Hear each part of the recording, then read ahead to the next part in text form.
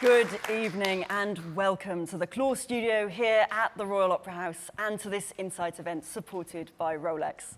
I'm Flora Wilson and tonight I'll be taking you behind the scenes of the Makropulos Case.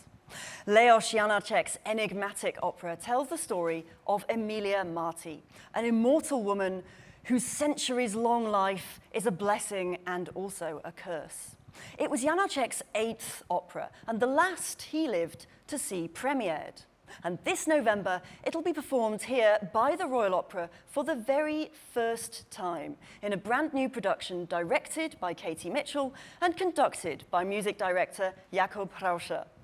Well, we just heard Chief Repetiteur Patrick Milne play the opening of the overture to this opera, and there's a lot more music to look forward to as part of tonight. But first, to introduce this most mysterious of operas, I'm delighted to be joined by Jakub and also Janáček expert Nigel Simeoni. Please welcome them now.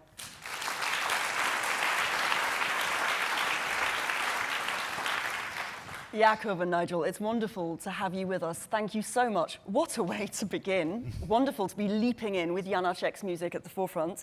Jakub, you've had quite an extraordinary few weeks, I think it's fair to say. You've taken on the role of music director here. You've conducted a new production of Tosca. You've, I gather, been conducting in Hamburg. You've conducted a concert here. Is this just what your life is like now, if you don't mind me asking? Good evening, everyone. Yes, it's like it is, and I am enjoying every minute. It's been a beautiful, very demanding, and very fulfilling period, and I don't feel we should say any concluding words because we are right in the middle. I was going to say, this is just the beginning, and it's really very striking, I think, that you are coming here as a Czech music director, that you have already said you're very interested in bringing more Central European and Eastern European composers' works to the stage here. And of course, we have the very first production by the Royal Opera of the Makropulos Case. Does that feel like a sort of a major moment for you? It feels like a very right thing to do. And the best thing about it is that Makropulos Case would have been here also without me, you know. But the fact that I can stand for it and conduct it and give the tone to it and possibly inspire everyone to go for the right values and beauties and powers of this piece, this is a privilege, and I feel really in my element. Well, we'll be hearing a lot more about how this music works and where this opera fits into Janáček's other scores, I'm sure, later. Nigel, I hear you've just been to Brno. You've just got back from the city, well, not only so important for Janáček, full stop, but also where this opera was first heard. Absolutely, and the day before yesterday I was playing the piano on which it was written. So Goodness yes. me. Is it a fine piano? Do tell us about it. It's just been restored, so it's sounding very good. How wonderful. All right. Before we go any further, let's hear, would you mind doing the inevitable plot summary? What is this opera actually about? It's about a lawsuit that started in 1827, and we're in 1922 when the play was written. So it's a century-old lawsuit between Gregor versus Pruss. And it's going nowhere, and it's taking a century to have got nowhere so far. And into the midst of it comes this extraordinarily bewitching and mysterious woman who knows an awful lot, or reveals an awful lot, about the past history of this case, going way back to the time of the 1820s, thus causing tremendous confusion and puzzlement among the rest of the cast, including Albert Gregor, who is the one who's trying to claim his inheritance. It really unfolds from there on. I mean, I don't mean to sound rude, but it's not a very promising start for an opera, is it? A lawsuit. No, it's not. In fact, the other thing to say about it is not only a lawsuit, but not something exciting like a courtroom, but a lawyer's office is where the whole of the first act is set. So we come across all of the main characters in the first act: Dr. Kolanati, the lawyer, Vitek, the clerk, who's been there almost as long as the case has been going on, and Albert Gregor, we mentioned already, the baleful presence of Baron Pruss, who's kind of the baddie with some of the best music in the whole opera to sing. And crucially, the wonderfully mysterious presence of Emilia Marty, who is an opera singer, like Tosca, actually, you know. And so in the second act, we're backstage in her dressing room, where she meets various suitors. We'll come to them presently. In the third act, we're in her hotel suite, where the denouement happens, and we'll talk about that presently as well. So she is a presence throughout, even when she isn't on stage, and actually for almost all the time she is after the very first scene. Virtuosically done, Nigel, if I may say. I mean, there's an awful lot to recap here. So, as you sort of alluded to there, this is based on a play by the Czech writer Karel Čapek. Is he a well-known figure today, Jakub, in Czechia, for Czech readership, for audiences there? Is he still someone whose works are known? Yes. He is one of the most respected authors, playwrights, cultural personalities, I would say.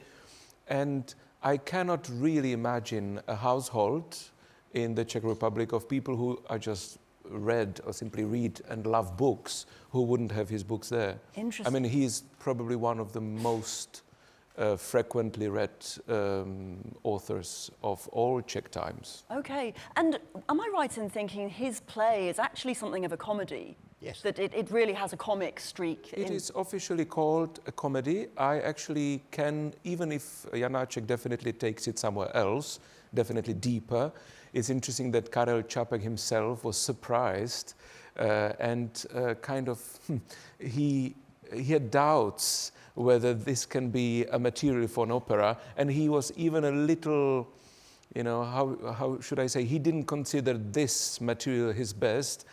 Then he attended, didn't he? Oh, and yes. he was amazingly impressed by the results. But he said to Janáček, look, this is one of my most wordy plays. Are you sure you really want to set this one? For a bit of context, you may know Čapek through the insect play or Rossum's Universal Robots, a word he invented, of course. So His brother. His brother You know designed that? it. Well, they both yes. What's his name? Yes. Josef. Thank you. But, you know, he was a great Anglophile as well. He wrote a lovely travel book about traveling in England. So he's a very widely read man, and he was baffled that Janáček should want to set this particular play. So what was it, Nigel, that Janáček actually did with Čapek's play, if you can summarise? Very briefly, he kept an awful lot of it the same. Crucially, what he did was to turn the ending into a moment of not just musical, but dramatic catharsis, which is something that Čapek didn't do. And when Čapek came to see it, as Jakub said, he was amazed and absolutely delighted by what Janáček had done with it, as you say, deepening it and making it even more exciting. It kind of hurtles to a conclusion in a way that the play just kind of goes away in a kind of puff of smoke. This is much, much more dramatic. I would say it shouldn't have been as surprising, because beforehand Janáček turned basically a cartoon into an opera, The Cunning Little Vixen, and of course it couldn't have been known, but the next opera, From the House of the Dead, was basically based on short stories of prisoners.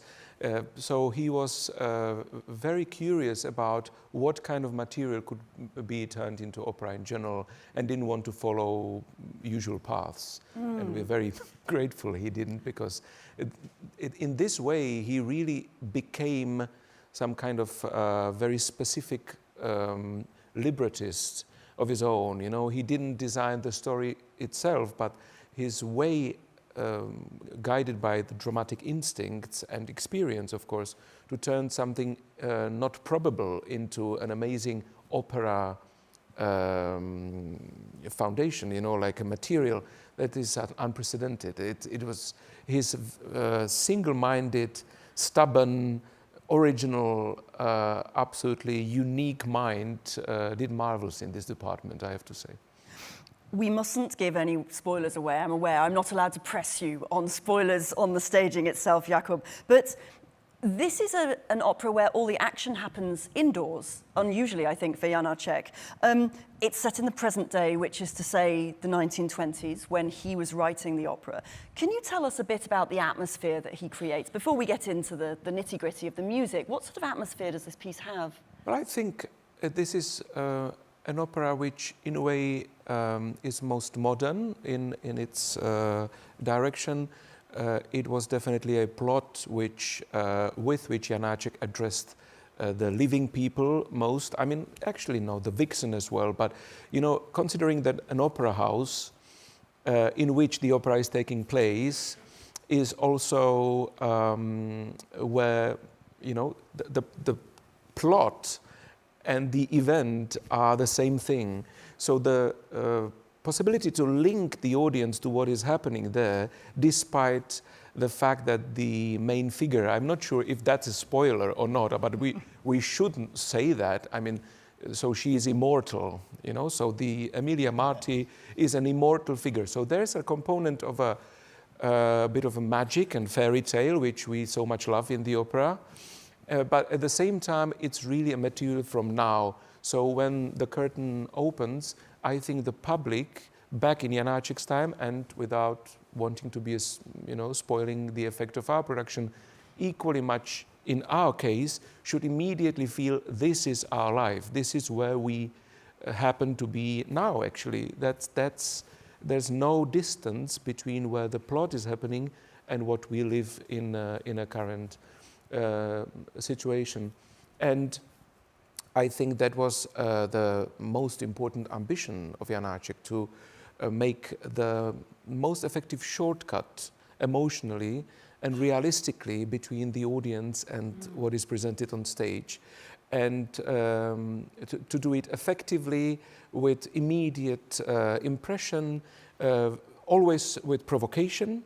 As I say, Janáček always wants to take the audience out of their comfort zone, and he succeeds with that even today. The question, of course, is Janáček's question, my question, our question is, where does he take us? And I think that's the mastery of this piece. He takes us from the comfort zone, shocks us, provokes us in order to navigate us back to our own soul.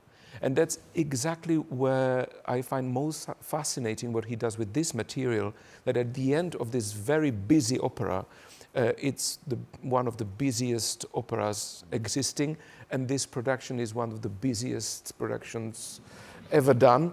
And we'll make notes. At the end of it, the whole purpose is to, like when you find a very precious moment in your own life after a busy day, and at one point you meet with a person, or you happen to be in a situation where suddenly you get as close to your own soul as possible. And that intimacy, which is the goal of the busyness, is the most stunning thing about this opera. So the climax of it for me is the unprecedented depth, maybe also unexpected, because the whole setup in hotel room, in theater and so on, doesn't seem like it will lead somewhere like that. And everyone is, I hope, very deeply and also pleasantly surprised what kind of an outcome the opera brings. I think it leads to a kind of beautiful truth at the end. But it does it not only with the busyness of the words, but the incredible busyness of the music that we heard with the overture. I mean, Nigel, if I can cut in here and actually ask you, could you, before we get sucked, well, I can see it was a mistake seating these two together, before we get sucked down this route too far, could you actually give us some sense of how this opera's music compares to what else he was working on around this time? You know, there's the Sinfonietta, of course, the Glagolitic Mass. How do these works compare? It's very interesting. If we also think of Katia Kabanova and the Vixen, which came just before it, which people will know, I'm sure, it's, for the most part, less lyrical, more pithy, more condensed. The motifs, Janáček's little motifs, these little engines, became ever shorter and shorter, but no less memorable. And you hear that in the Sinfonietta and Glagolitic Mass as well, too. These little ideas that are a bar or 2 bars long, which generates so much more material. So from the more kind of radiant lyricism of Katja and Vixen, both of which also, of course, have nature to draw on as well, which is one huge area for Janáček, which we don't get any of in Makropulos. Very interesting, that. Very interesting because it still appealed to him as a story for the reasons Jakob's been talking about. But the musical language is kind of refined down to something even more concentrated, if that's the right word. These tiny little ideas that are often quite brusque, you heard some in the overture just now, but which make for a most marvelous whole. What's extraordinary about the music is that even though it's made up of these tiny component parts, it doesn't sound fragmented or bitty. It actually gets a kind of dramatic energy through repetition and variation that's most exciting. Fabulous, thank you. Well, I am delighted to say that we have got Jakob and Nigel with us throughout this evening to continue to pump their own enthusiasm into their overview of this opera as they introduce it to us. It's time, though, I think, to get a little bit more specific, to think more about the characters at the heart of this opera. And, of course, there is one, as we've already heard, who is a continuity throughout. Emilia Marty, the soprano role at the center of Janáček's score. And I am delighted that we can be joined now by Ausrina Stunditer. Thank you. Please welcome her.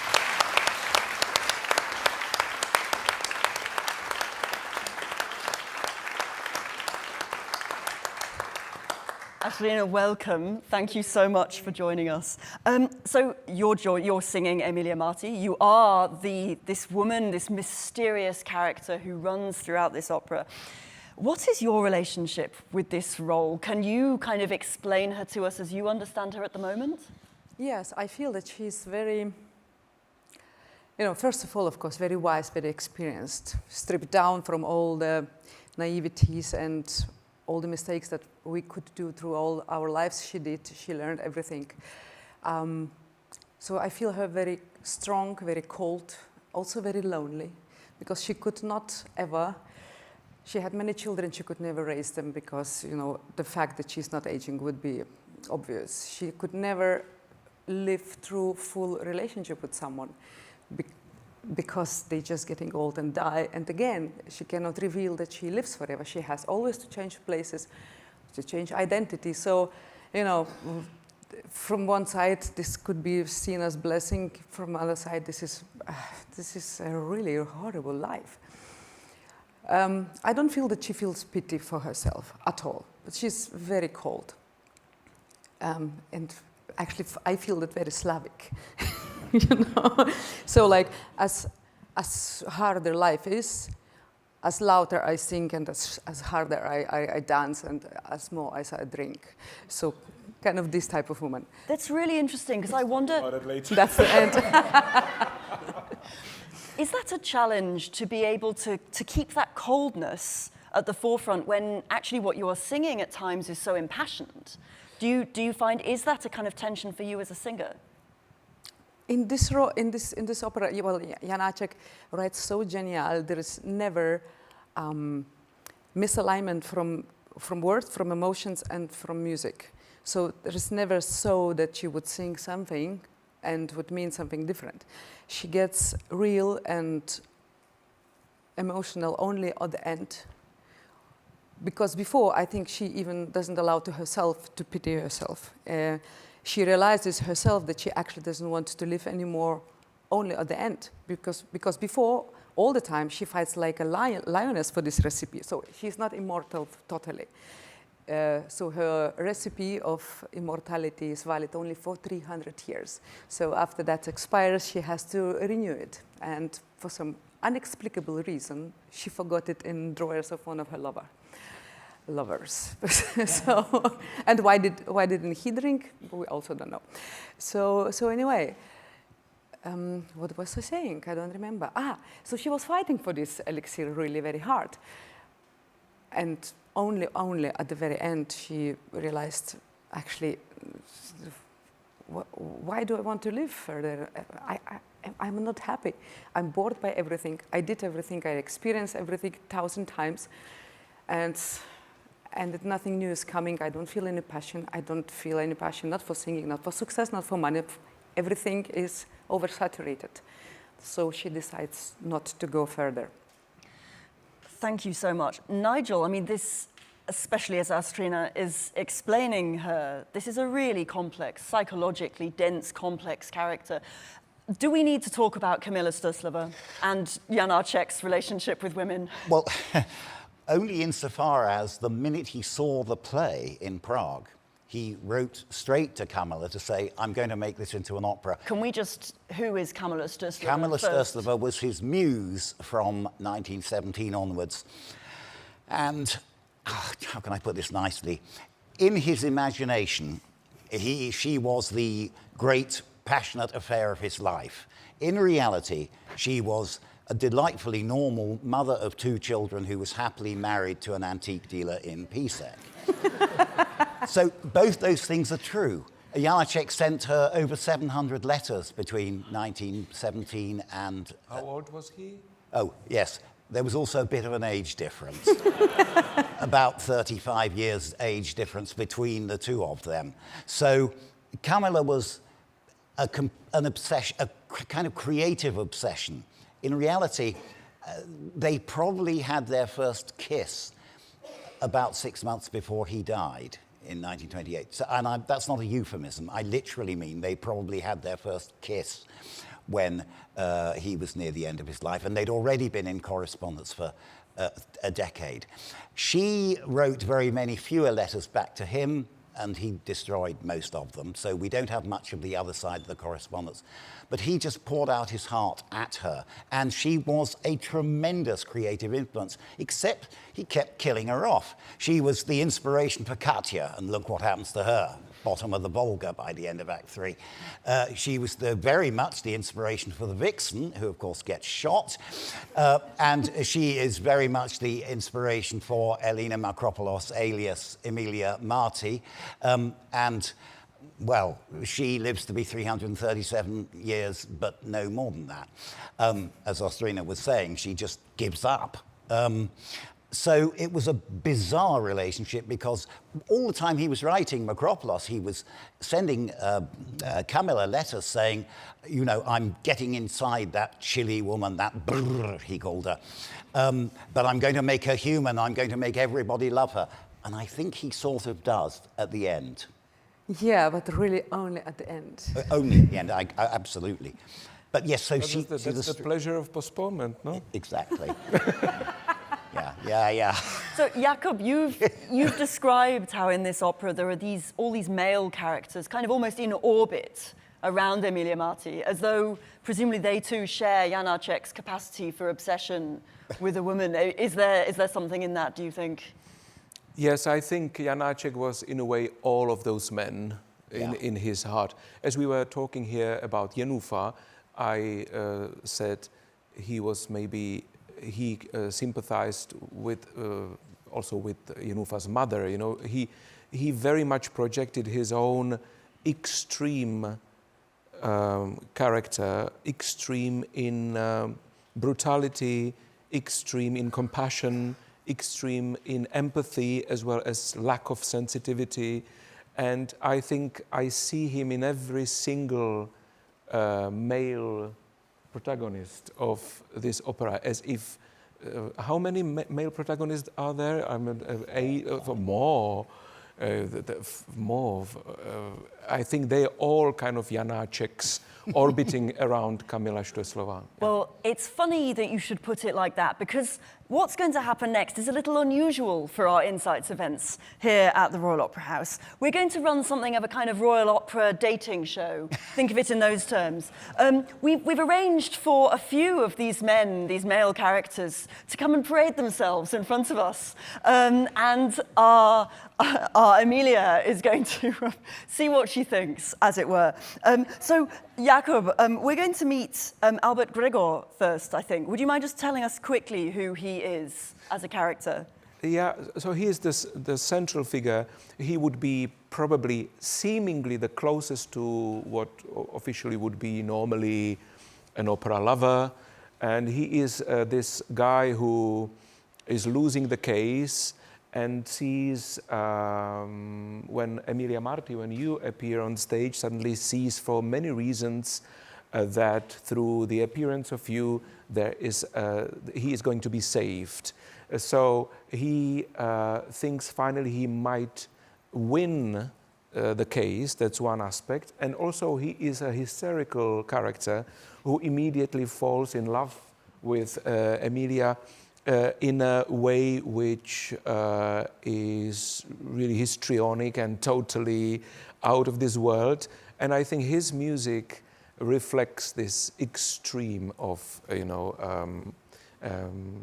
what to say, seesaw kind of character, who from very gentle suddenly, from 0 in a couple of bars gets to 100 in the absolute emotional outburst. All right, we have to meet this man. It falls to Sean Panikar to take on this particular role. Please welcome him now.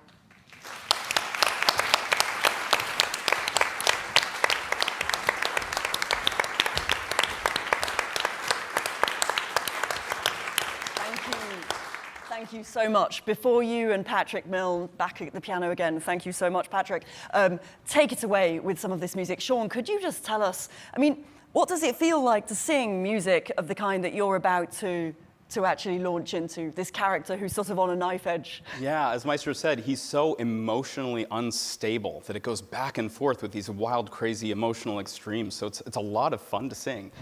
To go through that many character arcs in the midst of one piece is really something. All right, thank you so much.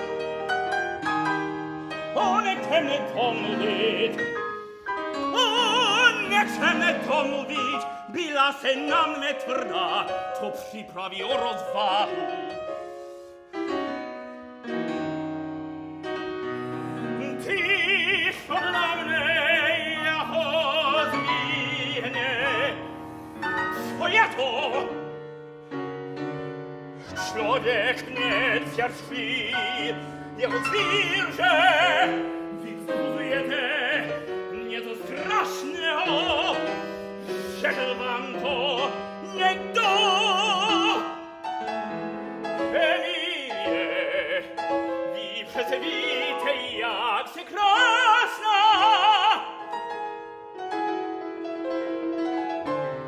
to duża se, krasna.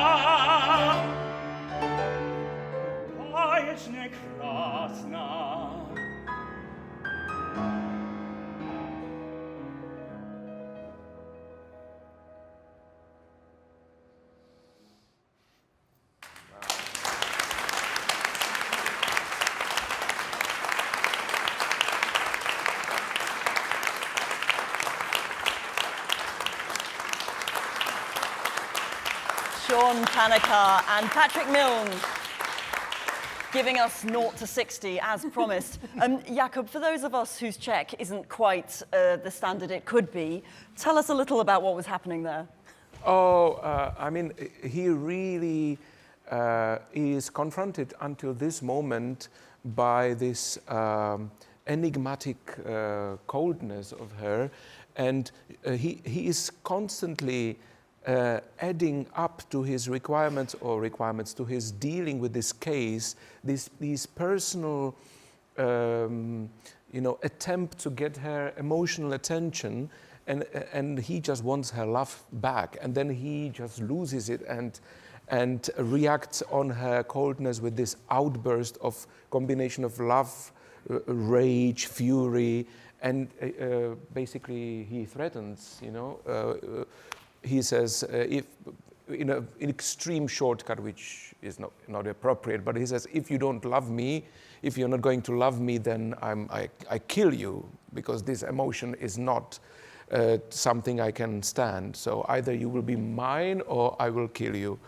And he is a very violent character.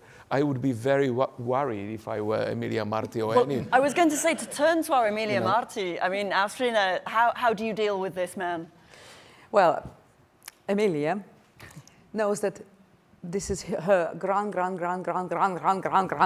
many grand's child. So it's my baby. So she cannot look at him in other way as just like tap, tap, tap, yeah. It's complicated being 300, isn't it?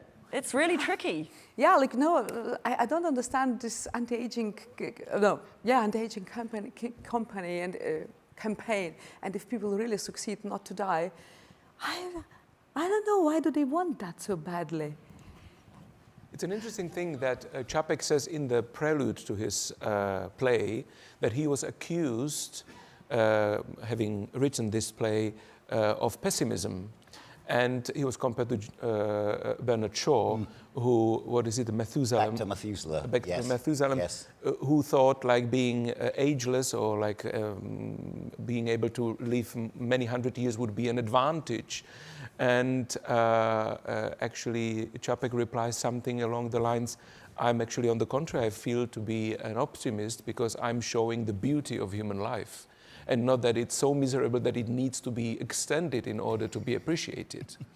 So that was an interesting debate. But yeah. Absolutely. We should move on. There are more men waiting in the wings to try themselves out in front of Emilia, Marty. All right, it's time to hear from our next singer. Please welcome Henry Waddington, who sings Dr. Calinati.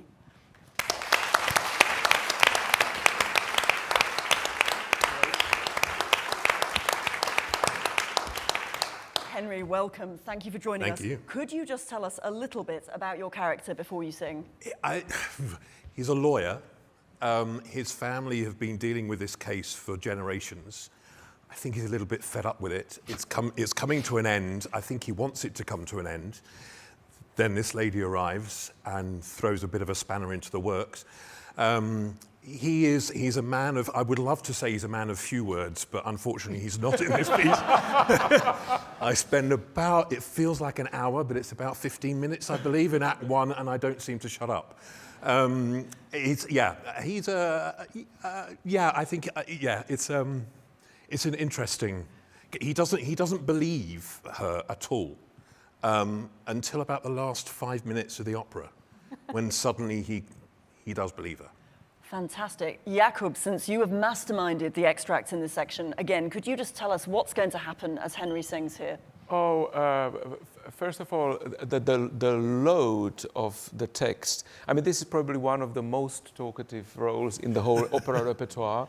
And I have to pay compliment, Henry. From the first rehearsal, I was so relieved, because really this is a hard thing to deliver for any singer, whether it's your mother tongue to sing in Czech or not. And it's easy. I mean, he is just the excerpt I chose in order to present the main aspects of this character is where Dr. Calinati simply tries to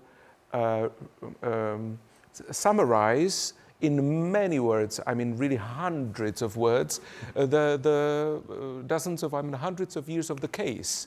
So this is just a little excerpt, but as Henry says, there are more words there than in some of the other operas in total. So. Yes. Cela sprawnie, chowanes Terezjańskiej Akademii, jeho narak na zboží Lokovskiej opíralceho tato fakta. Předně ze stolice dostavil osobně k správství Terezjańskiej Akademie, hochpersönlich.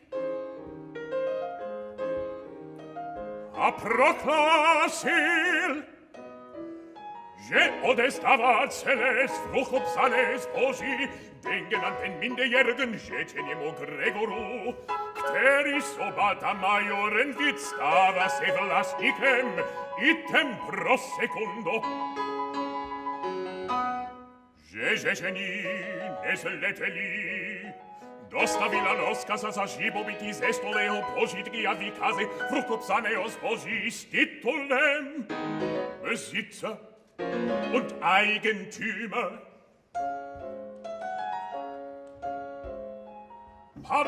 Pardon, protito monavital baron Emmerich Prus, že ze soli nezanechal psaného testamentu, a naopak, že ve své poslední hodince učinil ústní pořízení ve prospěch osoby jiné. V tom je ten háček.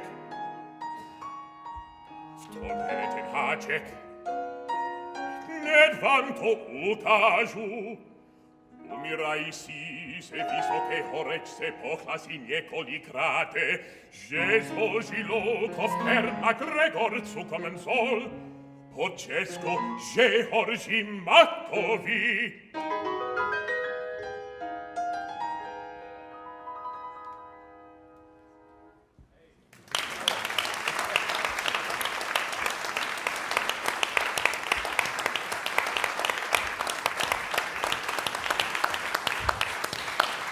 Henry Waddington there, making light work of so many words. Jakob.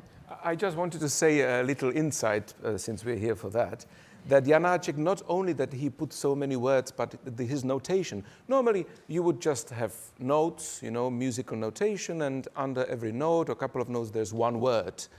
But because Janáček wants to deliver the whole case, 100 years lasting, he would just indicate, okay, so Dr. Kolenati will start this line, then he put just one note in one bar, which normally takes like a couple of seconds, and he puts like, I don't know, dozens of words. So actually, in the box, which normally would have 3 words or 4, Henry or any other Dr. Kolenati has to deliver, say, 12, 15 or whatever.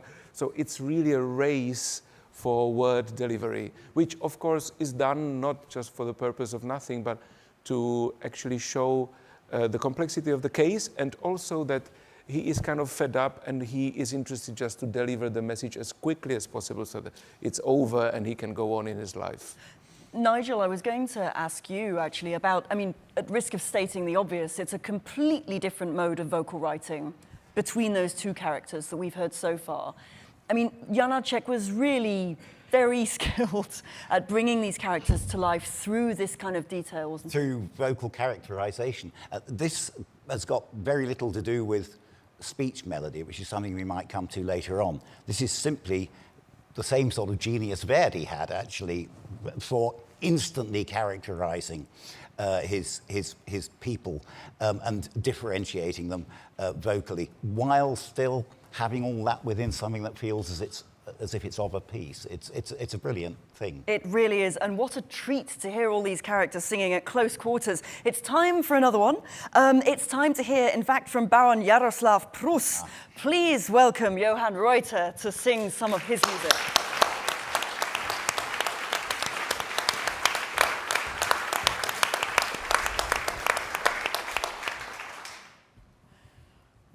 Would you like to sing for us first, or would you like to tell us about your character? We can do that. We can do that.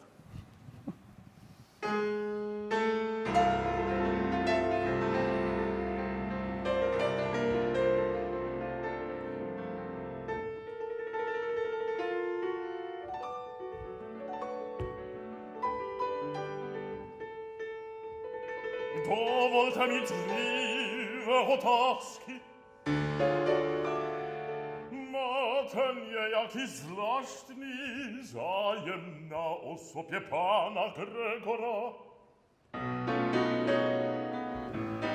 Záleží vám túze na tom, aby ten proces vyhrál. Děkuju vám. Nechci vyzvídat, odkud víte, co všecko je v zamčených skříních mého domu. Je to patrné vaše tajemství. Věděla jste, že tam jsou ty jisté dopisy. Věděla jste, že tam Brusův odkaz. Dokonce pod pečety. Věděla jste, že tam je ještě něco? Nevím. Je to patrné vaše tajemství. Co víte o té, kterou nazýváte Emilia McGregor?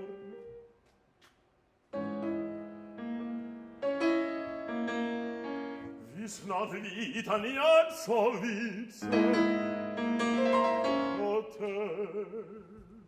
Pěkně, ale drahá slečno, co je vám, co vám záleží na nějaké pochybné ženě?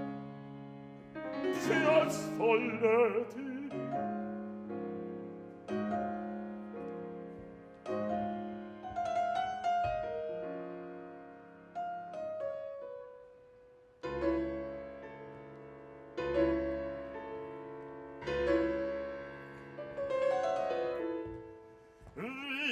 Četl jsem její dopisy.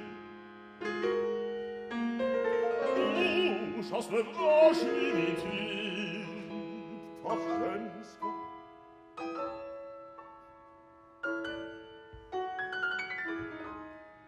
Jsou tam narážky na pražlastní intimnosti.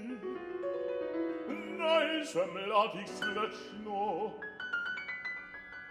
ale přiznávám se, že nejhorší růj nemá tolik zkušeností v jistých věcech, jako ta dívka.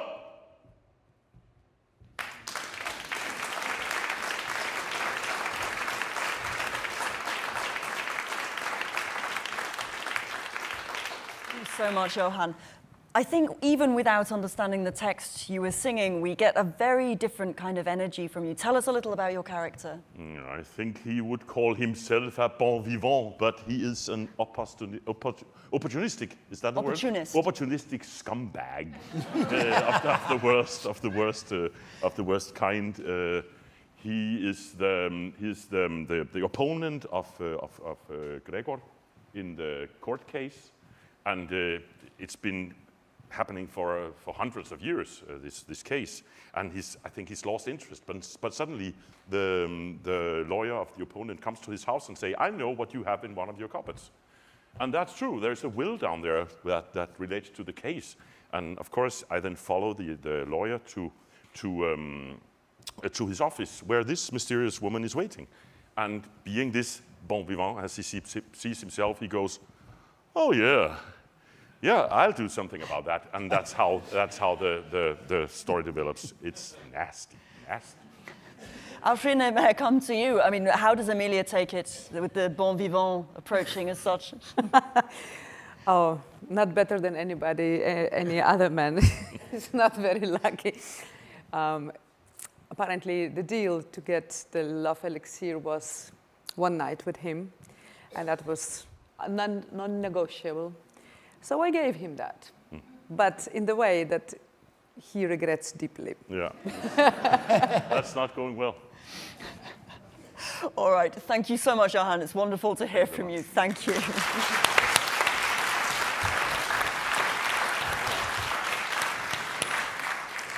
Nigel would like to say something. Just for the avoidance of confusion, for anyone who doesn't know this story, you just heard Johan singing about Eliane McGregor, and you may have been wondering who on earth she is.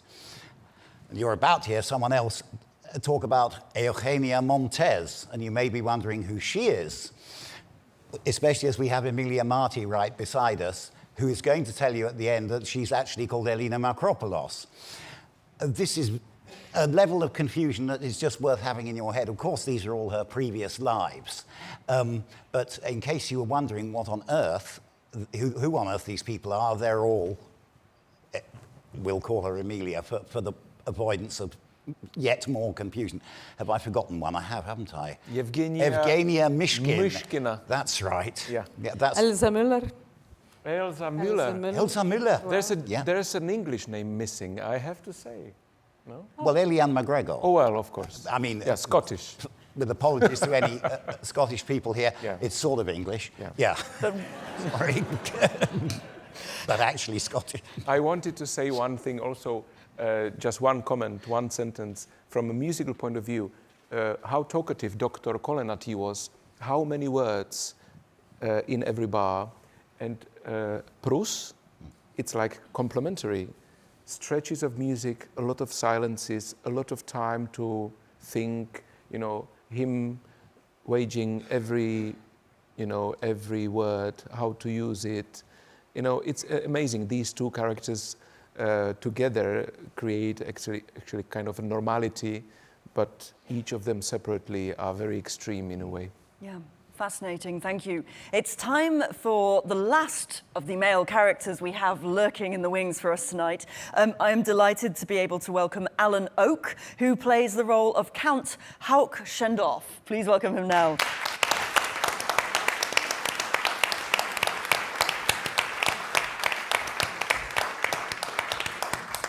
Alan, I wonder whether I could ask you before you begin, tell us a little about your character. Well, he's a man in mature years, shall we say. So I obviously have to do a lot of acting for that. And he has come to the opera with his carer, and he is pretty sure, in fact, he's convinced that he recognizes this soprano. So he comes backstage with a bouquet, and he says, "Oh, excuse me. Can I speak to you?" And she's a bit, like this. But as the scene develops, he's more and more sure that he knows her face. And then he says his name, and she goes, oh. She remembers him from 50 years ago in Andalusia, their passionate southern love affair. And we have a moment of absolute, real tenderness, and then I'm gone. That's it.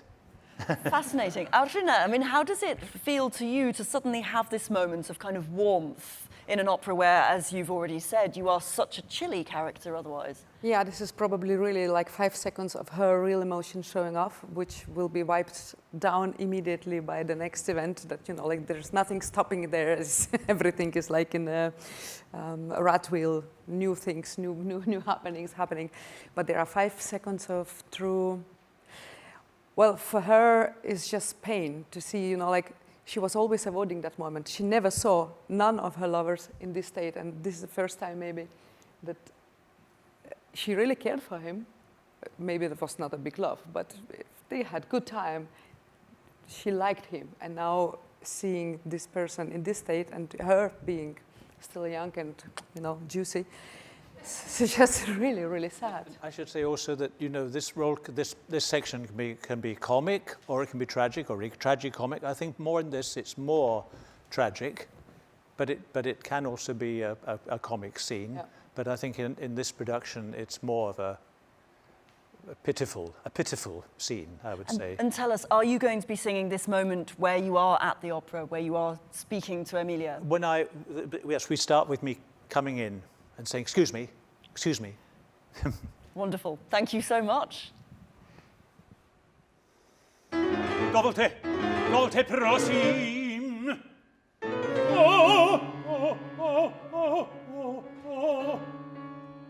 Dovunque abish O che dibiste viedela Oh, oh, oh, oh, oh, oh Viste I tak, tak podobna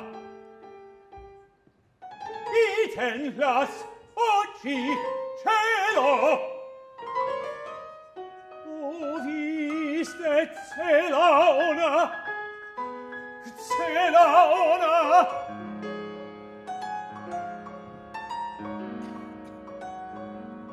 Oh, oh, oh, oh, oh, oh Oh, oh, oh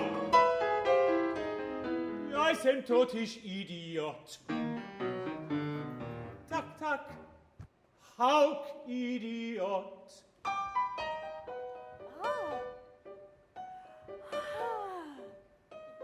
Ja jestem I totiž Milvan přetate sateleti Devetenacet sendesat no. Ona bila ciganka Žikali I tula negra Totiž tam dole v Andaluzii Jak se dláždil celý svět Tvoja chytána Jak se dláždil celý svět Tvoja chytána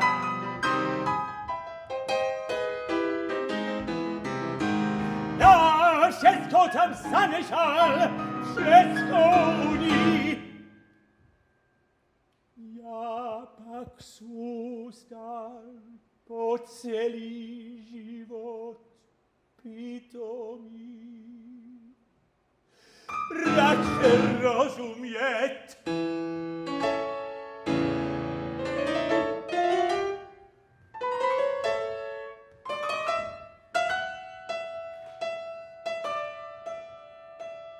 Já už pak nežil To byla jen života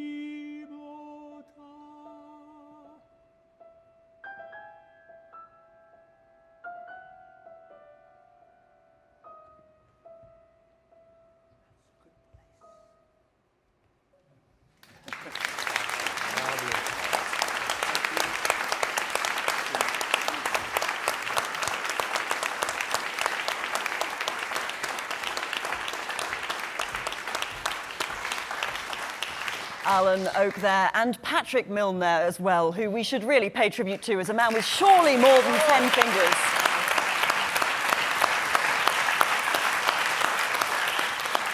A really fascinating peek into Emilia's world. Actually, Austrina, we need to send you off too at this point so that I can speak to these two men alone about the rest of Janáček's score. But thank you so much for joining us. Thank you.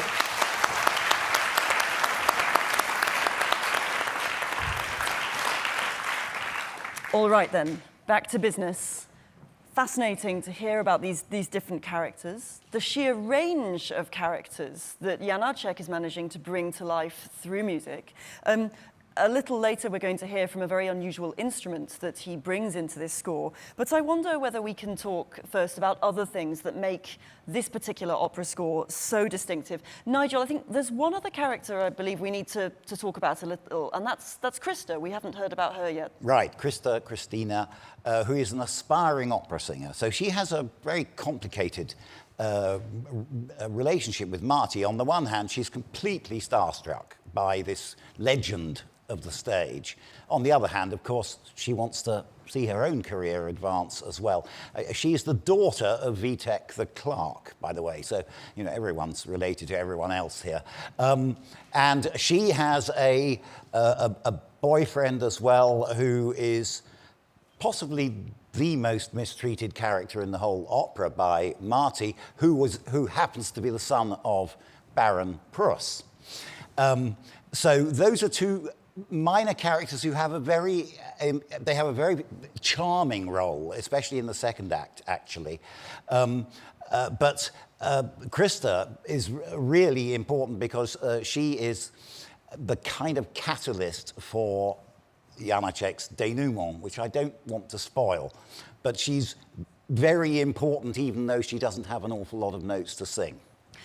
Thinking in terms of the musical styles that we've just heard collected together in a sort of remarkable little anthology, who was Janáček listening to operatically? I mean, of course, by this time he was speaking his own musical language, but what are we hearing, do you think, in his score? Well, that's, I think, a terribly interesting question, because we know which operas he liked, which operas he particularly enjoyed, and they're not necessarily going to be the ones that we might expect. He was absolutely devoted to Puccini. He loved Madame Butterfly enormously. And said he modelled Katya on Butterfly, Katya Kabanova on Butterfly. He, I think, loved a lot of Puccini. He saw, I think the opera he saw more than any other was Trovatore. If it wasn't, it was Rigoletto. A little bit of Wagner, not a huge amount. Very little Strauss. He may or may not have heard Wozzeck when it was played on a visit abroad, which he could have been to. I think he did. Can you remember? Did he actually hear Wozzeck, or did he just admire it? I wasn't alive yet. Nor Jakob, my dear fellow, was I. Anyway, so what he wasn't listening to get to the point, Laura, what he wasn't listening to was a lot of other contemporary opera. As I say, Puccini, he would go the distance to listen to, because he adored it. Oh, another great favourite, but this was really much more important for Jennifer than anything else, was Charpentier's Louise, a kind of gritty Parisian realism, but done with the most sublimely tender music. So those are some of his favourites. What it wasn't was, Mozart, Wagner. No. I wanted to add to it. I think he was in some kind of relationship to Strauss, but I think he was very critical about it. Funnily enough, he objected the choice of the matters, and I think he was heard or read to say Electra is immoral and it should not be. I say that a bit provocatively, because whatever demanding plots and topics he chose, there's always, almost always, not always, I should correct myself, definitely in Makropulos, definitely in Vixen, in Jenůfa, where it's about killing of a child. He was, let's not forget, born in 1854. So his modernism, he was 4 years older than Puccini, 10 years older than Strauss. It's incredible. He had this mindset that there should be a catharsis. Katya Kabanova is an exception, where she simply commits suicide and that's about it. And there's this cold comment of the ruthless woman. But generally, he really wanted to lead the audience through all possible horrors and twists in order to come to a catharsis. In terms of his inspiration, I think he was relatively straightforwardly anti-Germanic, also in his political views. So he was very critical about, how should I put it? I'm sure he knew what kind of immense quality dwelled in this music of German-speaking tradition. But he didn't want to accept that it was a canon which everyone should kind of follow, should consider the most important. He had other inspirations. I think one composer we forgot to mention is Tchaikovsky. Oh, Tchaikovsky. Yes. I think Pig Dame, the Queen of Spades, for him was absolutely on the pedestal. And I think he really liked the realism of Verdi, and he didn't like the mythology of Wagner. He really wanted to connect people to the real stories. So he would appear somewhat close, not stylistically really, but in his intention to what we know in Verismo in Italy. That is that the matters, the topics would be really close to people and they would link themselves immediately. Albeit Verismo, not really, because he was not interested in depicting the horrors for the horrors themselves. I mean, he always was digging somewhere deeper to the soul of people. And what is the essence of the meaning? and this opera is about it. What is the most valuable thing about life? And that's actually where he aims to lead us throughout the evening. We need to bring in our special guest musician who we have lurking in the wings, but before we do so, I wonder whether both of you, in fact, very quickly, could identify for us what it is that makes Janáček's music, especially in this opera, but generally, what makes it so distinctive? He's one of those composers where I think we can't mistake it for someone else, often at least. What is it that we should be listening out for? I guess you will be able to say that better, but I think I was going to say the same. it's inevitable to say that Janáček's mind, not just musical mind, but mind in general, was one of the most original ever existing. You can, by the way, see it also in his writing as such. I mean, his letters, his feuilleton, his short stories, it's poetry. He wasn't basically able to put like mundane, normal, epic, kind of boring stuff on paper. I think he must have been also as a person. I mean, there is one shootage of him on a boat. Oh, yes. And he was a man of extraordinary personal energy. He looks as if he's talking to 12 people at once in that bit of film, isn't exactly. it? It is extraordinary. So I think he was able to express the deepest possible emotion with modern language. I mean, really, he got more and more modern being a senior person. Like these operas which really stun us by their originality, he started to compose. His first success in life was when he was, 62 or something like that. And then really everything else we know and cherish from him was between 62 and 74. And his life really got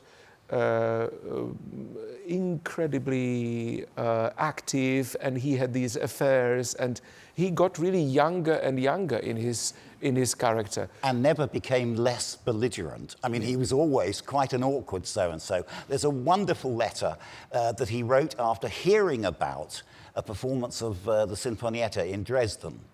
So it was quite a new piece. He was very old by this time. And he'd heard that the audience had been quite divided about it.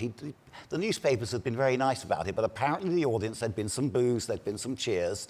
And he said to the person he was writing to, I really wish I'd been there because I wanted to join in the fight. And the same thing happened, you know, at the much younger in 1905. I walked past it 2 days ago, where there was a dreadful, dreadful tragedy took place in Brno during a protest for a Czech language university being established, which of course Janáček was very much in favor of. But the whole thing was suppressed by the German police. And Janáček was there ready to join in the fight and had to be dragged away by a friend to stop him getting arrested. So I think it's really, he was up to date all the time. And his language, it really feels like some excerpts we heard, I could really say with full conviction, they could be contemporary music. So his music doesn't somehow age too much. And it also has components, and I say that with a little cautiousness, but they also have some kind of an energy which only came later in the 20th century through other genres, you know, and the beat, the motorism, the engine-like drive of the music. I don't know really other composers of so-called classical music who are so close to other genres like rock music, and you know, it really drives you all the time with tremendous energy. Especially in this piece. Especially in Makropulos, there is almost ceaseless energy, which is utterly thrilling, actually. And it kind of flourishes into these marvelous closing moments of each act. Incredible. At this moment, we should attend to one of the really unusual aspects of this score, which is Janáček's use of the viola d'amore, which I suppose in a funny kind of way doesn't fit into this more modernist element of his score, or at least not neatly. I wonder, Jakob, could you sort of tell us a little more about this before we invite a player on to demonstrate? I'll try to do it briefly. It was really my huge wish to include this instrument in the opera because it's such a unique and rarely used instrument, also demanding, not a standard instrument for sure, that it's very often left omitted from execution of this opera, and then it's taken, its part is taken over by normal viola and by the violin. And it was an instrument which had a special significance for Janáček because it was an, kind of a symbol of what is at the core of all these emotional pieces, that is the love. And it's an instrument which is very vulnerable, which is very personal somehow, which also needs to find its way through relatively loud surroundings, but it exemplifies somehow the tenderness of what it's all about. That is the soul, the love, the hope, and all of it. And I think in the context of his lover, I mean, not really, but in his view, lover Kamila Štoslova, he really considered this instrument to be an epitome of it, like an exemplification of this desire to love this woman.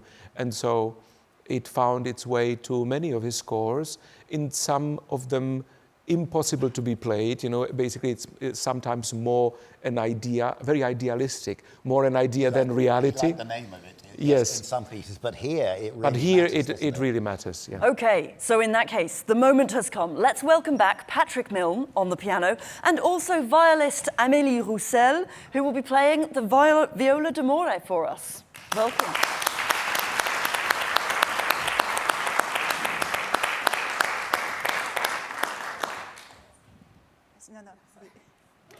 It's complicated when you're carrying two instruments simultaneously.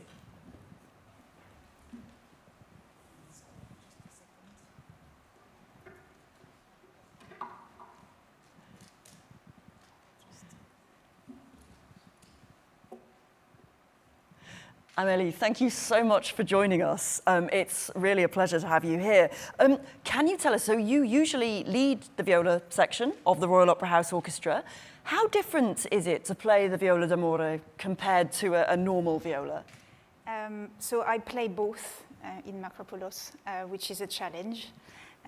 So whenever there are a few phrases for the viola d'amore which are across the piece, so I just have to quickly put the viola down, take the viola d'amore. The rest of the time I lead the section as usual. Okay, and talk us through the differences for instruments. For those of us who've never met a viola d'amore before, what matters about it? So the viola d'amore is from the gamba family, so it's got a flat back. The differences in the making is a flat back and high ribs. Its most distinctive feature is the fact that it has sympathetic strings. So they come with different numbers of strings. Some have 7, some have 5. This one has 6, and that's all I need for Makropulos, no more, no less. And so when you say sympathetic strings, that means some of them are vibrating. So yeah, so there are 6 playing strings, and then underneath, I don't know if the camera can catch that, but through the bridge, there are 6 strings that go through the bridge and under the fingerboard and come out at the other end and go up here. And that's an awful lot of pegs to tune. I've got a renewed respect for my harpist colleagues. But these sympathetic strings, the bow doesn't touch them. They just vibrate and resonate in sympathy with the notes that you play. Remarkable. So the headache is to decide how to tune the instrument, because there is no set way to tune it. It depends on which piece you play. So I was told early on by somebody who'd played it, which was a really useful tip, that it had to be tuned in D flat major. So I knew how to tune the main strings, but the sympathetics I discovered quite recently that you can adapt. If you're playing something baroque with lots of arpeggios and you want to really emphasize the bloom of the instrument, you tune the sympathetics in an arpeggio. But if it's melodic writing, like Janáček uses, then it's better to tune them in a scale. So fascinating. I've only just found that out. Every day is a school day, as they say. It's a steep learning curve. Yes. Okay, Nigel, just tell us, from Janáček's perspective, presumably he must have been very interested in the sympathetic strings. Was that part of the appeal, this extraordinary sound, which we're going to hear in a moment? In this opera, yes. as Jakob said, in some of the other pieces where he asks for a viola d'amore, it's not really anything other than the sound of the name. I mean, originally he imagined the second string quartet having a viola d'amore, playing the viola part. And then he heard it and decided, a private performance, and decided that he'd go back to a normal viola. And he did the same in the third movement of the Sinfonietta, where the idea was to kind of get Camilla in somehow, also as in the second quartet, but that actually it wasn't quite practical. Here, though, as with so many of the other weird and wonderful instruments in Makropulos, the children's drums. Toy drums. No? Yeah. We have them too. Oh, fantastic. Yeah. But not here. I think it really is the strangeness of the sound. I think I would say, well, we'll hear in a minute, but it kind of, you get this kind of veil of strangeness that you wouldn't get if it was played on a viola. Because of the sympathetic strings, you get some kind of haze around the sound that makes it different and slightly enigmatic, which is very much like the character. Just the open strings is very different from a normal string instrument. Yeah. Emilia, I wonder, I know here you play an actual extract with Patrick in a moment, but could you just give us a sense of how different it does sound compared to a standard viola? Could you just show us how they're played? Well, I think you'll hear that when I play the pieces. I would say the challenge for a player is to have 6 strings means that the strings are much closer together. So not to catch the wrong string is a daily struggle. And also the tuning, because with our normal string instruments, we're tuned in 5th. And this is tuned, there is a 5th to start with, so all is good, and then a 4th, and then it's an arpeggio. And so the fingerings are totally different. When I got it, I just had to sit at the piano and figure out where the notes were, because it was totally mysterious. Fascinating. Jakob, I know you've chosen a particular passage for us to hear tonight. Could you tell us what that is? No, it's actually. Oh, it's Amélie. chose Oh, it. my apologies. Amélie, please tell us. I am so happy you decided to join us playing this instrument, because, of course, it's an incredible adventure and really a demanding instrument. But well, this is maybe a recommendation. This head, you know. Oh, yeah. So you just, I don't know if it's possible to see on the camera. It's basically a woman, I think. Is it a woman? It's a cupid. It's a cupid. Blindfolded cupid. Blindfolded. So you just close your eyes and you play. And you wish for the best. Both we chose. There are a little bit more. It's as Amélie said. It's always relatively short passages which appear at important moments, especially connected to the womanness of Emilia. Some of them are a little more impulsive, but what you chose, is more on the lyrical side, really amoroso for viola d'amore. Wonderful, please. So first, I'm going to play the first one on both instruments, so you can hear the difference in sound. But in the performance, it will be played only on the d'amore.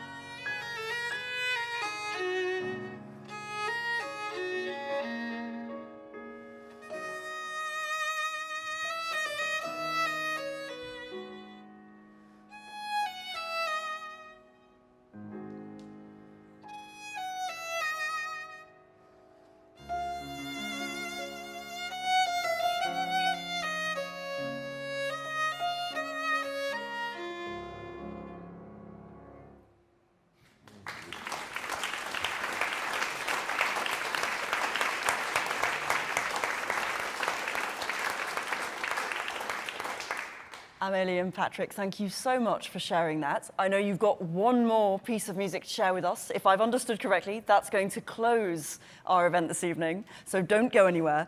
Jakub, Nigel, it's a glorious sound, isn't it? It is sort of obvious why Janáček might have wanted to bring it into this score. Well, except that he had to have the idea to do that, which is part of the brilliance of it. I mean, the point about the use of the orchestra in this opera is completely extraordinary. You've got offstage brass and timpani who are really important. They're not just there for kind of effect. They're crucial, and they come back at marvelously dramatic moments in the overture and at the very end and in other places. You've got weird things like children's drums, and he really did mean children's drums, told the conductor of the Prague premiere to go to a toy shop and buy some, but they had to be 4 different pitches. He said, you can do it, they're cheap. Yeah. Though, as I discovered, oddly enough, about 3 days ago, when somebody showed me a Brno instrument catalogue from 1900, children's drums in those days were made with proper skins. So they were actually pretty impressive instruments, but they did come in 4 sizes. Amazingly, they come in 4 sizes. So you've got someone who's exploring every imaginable realm of strange and exciting sounds and combining that with this wonderful lyrical and energetic language. It's a truly intoxicating combination. Jakub, speaking of explorations in sound, we are almost out of time, but you are in rehearsal right now. May I ask you where you're up to with rehearsing this opera? We've just played through the whole thing in 3 rehearsals, more or less 1 act per rehearsal. It's really nothing at all comparable with anything else in the repertoire. I think arguably one of the most demanding orchestra scores ever written in the opera world, except for contemporary sphere, which we even don't know about. I would like to point out one thing which is a very typical feature in this opera, in Janáček, late Janáček generally, but in this opera especially.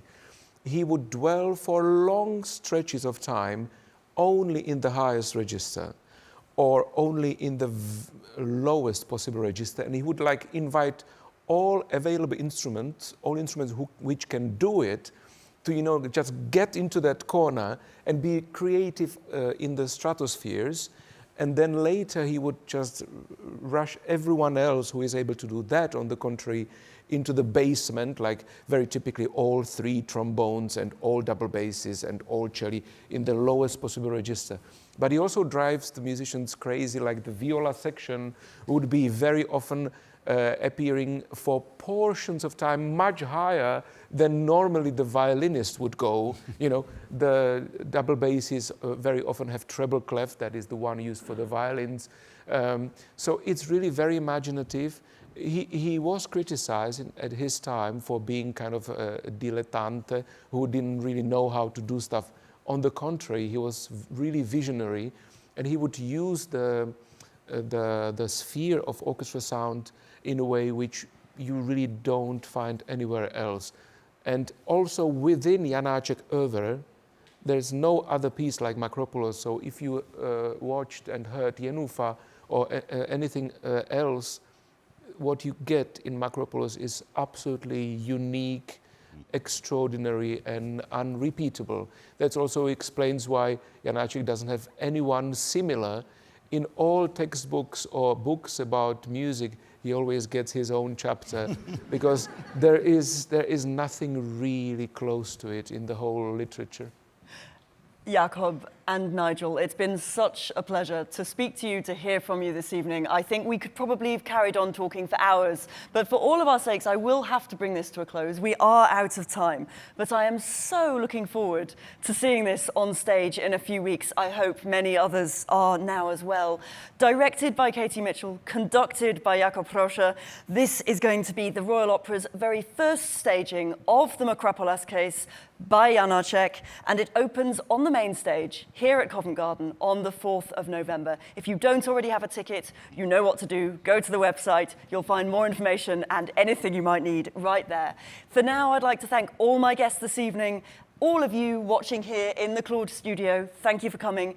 Everyone who's been watching online, thank you for joining us for this Insight event supported by Rolex. And now, finally, to close this evening, we're going to be hearing one last piece of music. We've got Amélie Roussel and Patrick Milne, who'll be performing an extract from Act 3 of Janáček's The Makropulos Case.